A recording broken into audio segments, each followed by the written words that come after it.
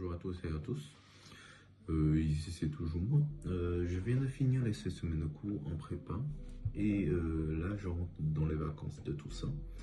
Donc aujourd'hui je vais vous en parler un peu, comment ça s'est passé, la suite du prépa, y compris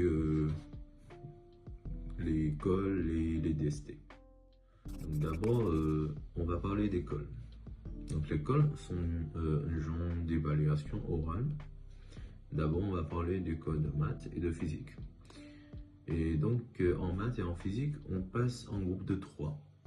Et chacun a son sujet, une question de cours et des exos à faire. Et le prof, il va évaluer ta maîtrise de cours et tes compétences, ta réflexion, tout ça. Et chacun prend une place sur le tableau. Et on va écrire sur le tableau tout ça.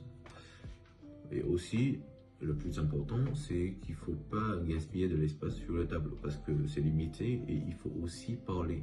C'est très important, il faut parler, il faut expliquer qu'est-ce qu'on a fait pour obtenir le résultat. Et donc, pour moi, ça s'est assez bien passé, on va dire, en commun. Et voilà. Donc là, on va parler des DST. Donc pour nous, on a le DST de maths, de physique, de SI et d'info. Donc pour l'instant, j'ai eu juste le DST de maths et de physique. Donc j'ai eu 2 DST de maths et un DST de physique. Et donc souvent, les écoles vont placer au samedi le DST.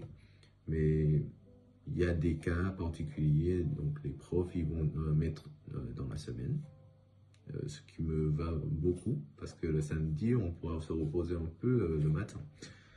Et donc pour l'instant le DST ça s'est passé moyen, on va dire, parce que c'est vraiment dur, c'est vraiment un autre environnement par rapport au lycée.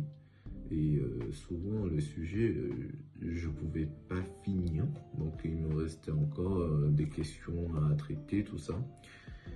Et en vrai je trouve très intéressant parce que en fait ça te permet d'avoir vraiment du temps pour faire des exos, pour essayer de comprendre les exos, pour appliquer les cours, tout ça, même si on n'a pas réussi, mais c'est pas grave parce qu'en prépa on s'en fout de notes. Bon.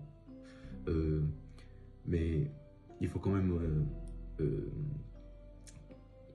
appliquer bien, il faut quand même faire le mieux pour avoir la meilleure note en vrai. Et donc c'est très intéressant parce qu'après le DST, tout de suite on aura la correction et comme ça même on n'a même pas besoin d'attendre la sortie de notes, de la sortie de copie. Et comme ça, on pourra travailler directement sur la correction, tout ça, pour voir où on a fait des erreurs. Et comme ça, on élève. Voilà. On améliore les points faibles, ce que je trouve assez important. Voilà.